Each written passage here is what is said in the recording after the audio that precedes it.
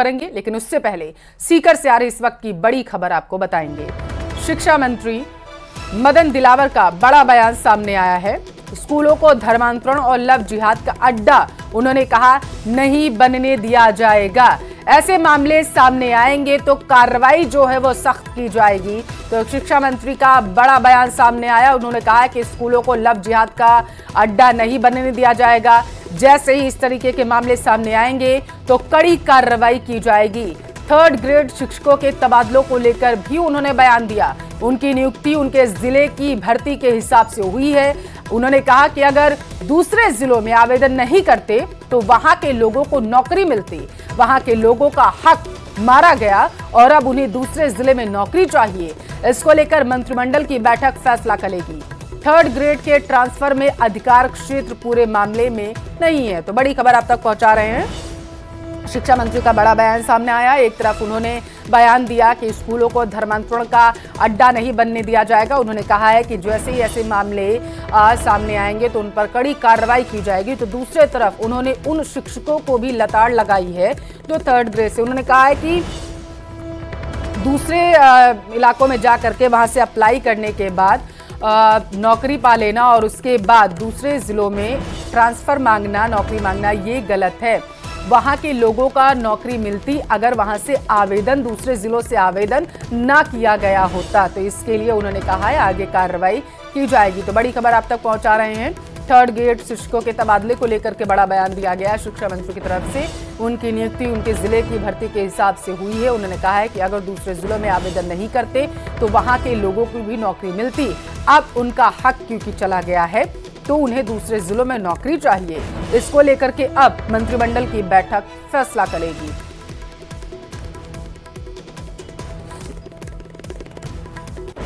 तो सीकर से इस वक्त की बड़ी खबर आप तक पहुंचा रहे हैं। मदन दिलावर का बड़ा बयान सामने आया। उन्होंने धर्मांतरण को लेकर के बड़ा बयान दिया है। उन्होंने कहा है कि स्कूलों को धर्मांतरण का अड्डा किसी भी कीमत पर बनने नहीं दिया जाएगा। जैसे ही इस तरीके के मामले सामने आएंगे तो कड़ी कार्रवाई जो है वो की जाएगी दोषियों के ऊपर। दूसरी तरफ उन्होंने शिक्षकों के ट्रांसफर को लेकर के भी बयान दिया। उन्होंने कहा है कि दूसरे जिलों से आवेदन करना और उसके बाद नियुक्ति मांगना अपनी इच्छा अनुसार ये गलत है। नियुक्ति मिलने के बाद, नौकरी मिलने के बाद, क्योंकि जिस जिले से अप्लाई किया जाता है फिर वहाँ के लोगों का भी हक जो है वो खत्म हो जाता है। तो अब इस पूरे मामले पर बैठक में मंत्रिमंडल की फैसला लिया जाएगा। तो सीकर से इस वक्त की बड़ी खबर, एक तरफ 3rd ग्रेड के ट्रांसफर को लेकर के शिक्षा मंत्री मदन दिलावर ने बड़ा बयान दिया है तो दूसरी तरफ उन्होंने बयान दिया है धर्मांतरण को लेकर।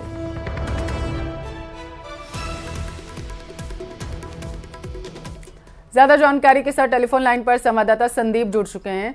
संदीप, ये बयान काफी मायने रखता है उस दरमियान जब लोग मांग कर रहे हैं अपनी इच्छा अनुसार जिलों में ट्रांसफर किए और दूसरी तरफ धर्मांतरण को लेकर के भी बयान।